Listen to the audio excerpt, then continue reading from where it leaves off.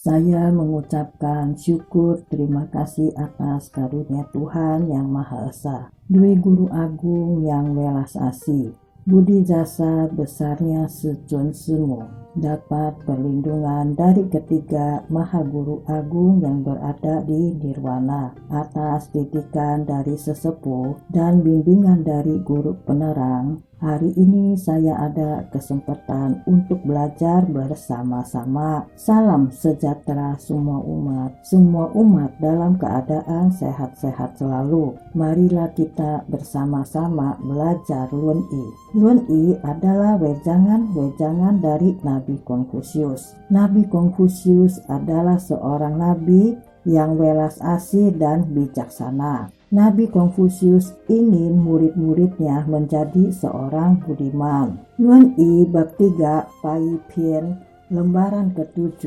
menunjukkan sebagai seorang budiman mau ada semangat hati yang saling menghormati, saling mengalah, melakukan sesuatu hal tidak bisa menggunakan emosi atau mengikuti kemauan emosi.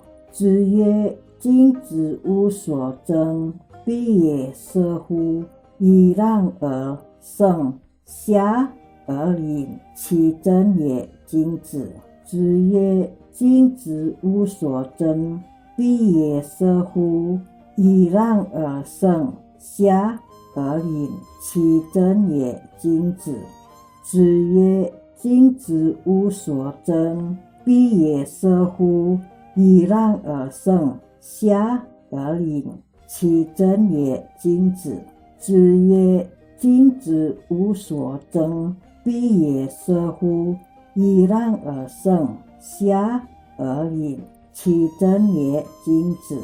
Nabi Konfusius berkata, seorang budiman tidak bersaing, harus memanah, saling memberi hormat, lalu naik panggung kompetisi. Turun suguhkan minuman, keanggunan cara bersaing seorang budiman. 子曰：君子无所争。 Nabi Konfusius berkata, seorang budiman tidak bersaing. 子曰adalah Nabi Konfusius berkata atau Nabi Konfusius bersabda. Zheng adalah bersaing. Seorang budiman tidak bersaing dengan nama kedudukan. Sebagian umat ada yang dengan nama kedudukan mereka bersaing. Untuk mendapatkan kedudukan dan nama, dari bersaing inilah bisa melakukan atau melukai diri sendiri dan orang lain. Tidak menyadari sudah melakukan kejahatan, memfitnahnya, timbul dendam dengan seseorang, dan bisa tidak bermoral, kehilangan akal sehatnya demi untuk mendapatkan kedudukan dan nama. Teman-teman bisa menjauhkan. Nabi Konfusius mengingatkan murid-muridnya, jadi seorang budiman tidaklah bersaing. Piye sehu, harus memanah. Se ini memanah. Pada zaman dahulu, orang tua mengajari anak laki-lakinya untuk belajar memanah. Belajar memanah adalah suatu persyaratan menjadi seorang anak laki-laki atau perwira pada zaman dahulu. Karena dari memanah inilah banyak sekali mendapatkan tata krama dan etika. Pada zaman dahulu, peralatan perang hanya menggunakan panah. Berburu juga pakai panah. Pada zaman dahulu di istana kerajaan banyak mengadakan acara kompetisi memanah, acara penyambutan tamu, adakan acara kompetisi memanah, dan pemilihan menantu juga diadakan kompetisi memanah. Memanah harus hati yang tenang dan fokus, baru bisa panah pada sasarannya. Jika hati tidak tenang dan tidak fokus, panahnya akan melenceng, tidak pada sasarannya. Yirang seng, saling memberi hormat, lalu naik panggung kompetisi. Seng ini adalah sengtang, panggung kompetisi. Sebelum naik ke panggung kompetisi, mereka saling memberi hormat dan saling mempersilakan naik ke atas panggung kompetisi. Mereka baru naik ke atas panggung kompetisi. Setelah di atas panggung kompetisi, mereka baru mulai kompetisi memanah. Xia yin, turun sugu minuman. Xia seng yaitu atau siatang, turun panggung kompetisi. Yin ini minuman. Selesai kompetisi memanah, mereka saling memberi hormat dan saling mempersilakan turun dari panggung kompetisi memanah. Beri selamat kepada yang menang. Menyuguhkan minuman.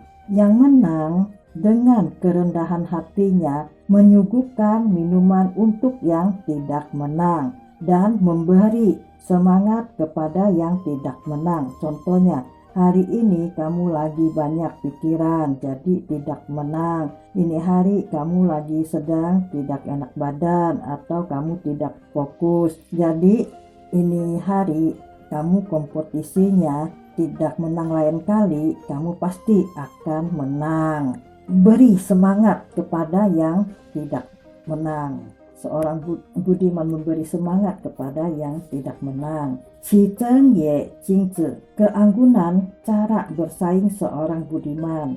Seorang budiman tidak bersaing dengan nama kedudukan, tetapi di waktu kompetisi memanah, seorang budiman harus memanah yang tepat pada sasarannya. Di waktu memanah, hati benar-benar harus fokus dan tenang, baru bisa memanah tepat pada sasarannya, tidak melenceng. Dengan kerendahan hatinya memberi semangat kepada yang tidak menang. Misalnya seorang budiman, yaitu dengan kerendahan hatinya ambilkan minuman, menyuguhkan untuk yang tidak menang dan beri semangat kepada yang tidak menang ini. Ini adalah keanggunan dari seorang budiman untuk berkompetisi. Inilah keanggunan cara bersaing seorang budiman. Contohnya di waktu sekolah kita ambil jurusan, misalnya jadi dokter,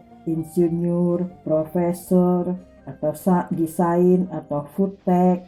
Nah, setelah kita ambil jurusan, kita benar-benar sekolah atau kuliah yang fokus sampai lulus. Biarin pun kita ketemu kesulitan apapun, kita berjuang, kita mempertahankan sampai kita lulus. Bagaikan kita memanah tepat pada sasarannya, tidak melenceng. Contohnya kita menjalankan pembinaan, mantapkanlah hati kita tepat pada sasarannya, apa yang kita inginkan. Misalnya kita ingin menjadi seorang Buddha atau dewa-dewi atau menjadi seorang Buddha, kita jalankanlah sila-silanya. Biarin pun sulit, kita harus mempertahankannya. Kita harus fokus pada sasarannya. Apa yang kita mau itu kita fokus, kita bidik pada sasarannya. Kita pasti bisa tercapai apa yang kita inginkan, kita tujukannya, kita mantapkannya. Kita jangan terpengaruh dari lingkungan luar, kita tetap jalankannya.